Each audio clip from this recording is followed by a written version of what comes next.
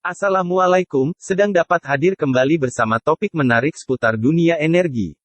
Kali ini kita akan bahas tentang polemik harga BBM ketika pandemi COVID-19 masih mendera dunia.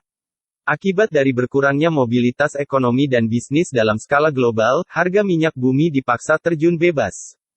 Kondisi yang sama juga terjadi pada jenis komoditas minyak bumi duri, salah satu jenis minyak bumi yang dihasilkan dari Indonesia.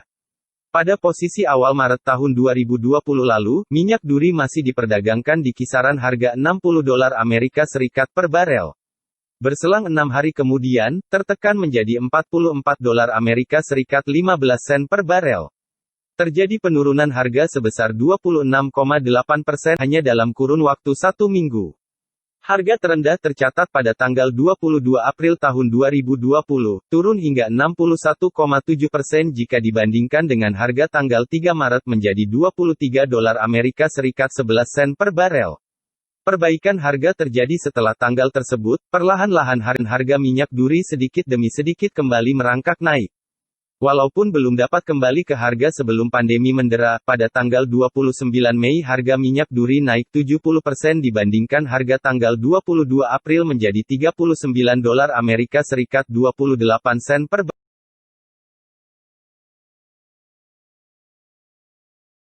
Kenyataan yang terjadi di dalam negeri, BBM belum turun harga mengikuti penurunan harga minyak dunia. Hal ini memicu polemik perdebatan di sebagian kalangan masyarakat. Namun, kemungkinan buruk akibat dampak penurunan harga BBM seperti luput dari pemberitaan. Padahal, sisi buruk yang dapat terjadi jika BBM turun harga sudah dikemukakan oleh para pakar. Di antaranya, Direktur Pusat Studi Kebijakan Publik, Sofyano Zakaria, menuturkan jutaan orang akan kehilangan pekerjaan jika harga BBM turun di tengah pandemi corona.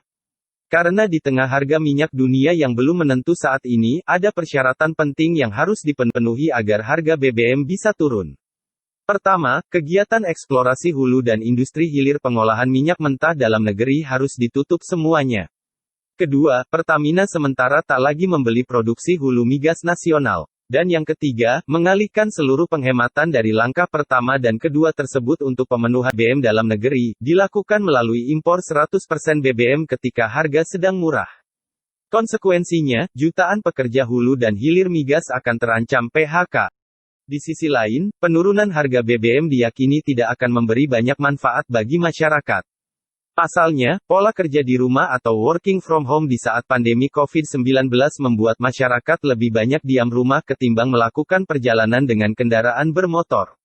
Hal ini diutarakan oleh mantan Gubernur Indonesia untuk OPEC, yang juga merupakan seorang dosen senior Institut Teknologi Bandung, Wityawan Prawira Atmaja.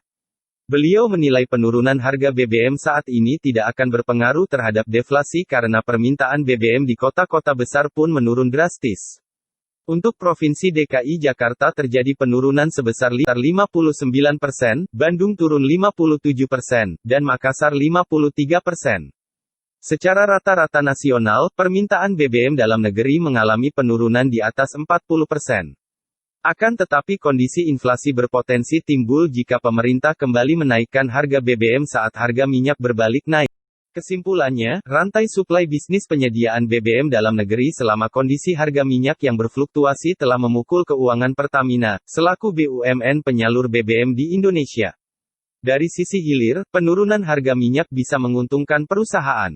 Namun, volume penjualan yang anjlok membuat biaya yang dikeluarkan BUMN tersebut semakin besar. Untuk itu diperlukan perencanaan yang matang, tentunya dengan menunggu kondisi kesetimbangan baru dalam pasar energi ketika dampak pandemi COVID-19 ini perlahan berakhir. Demikian, semoga bermanfaat. Jangan lupa klik like dan subscribe agar kami tetap bersemangat. Wassalamualaikum.